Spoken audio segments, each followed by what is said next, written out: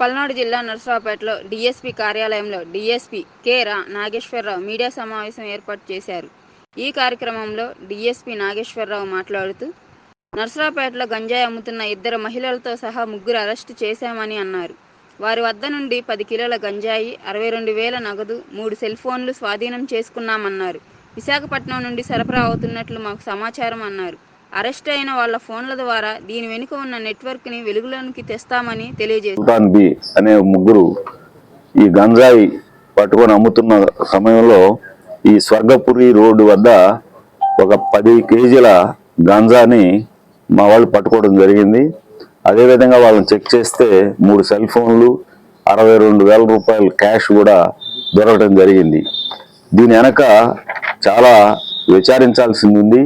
ఇది వైజాగ్ నుంచి తీసుకొచ్చి ఇక్కడ అమ్మటం ఉన్నట్టుగా కొంత ఇన్ఫర్మేషన్ ఉంది. దీంట్లో చాలా ఇంకా ఇన్వెస్టిగేషన్ చేయాలి, చేసి ఇంకా చాలా మందిని పట్టుకోవాలి.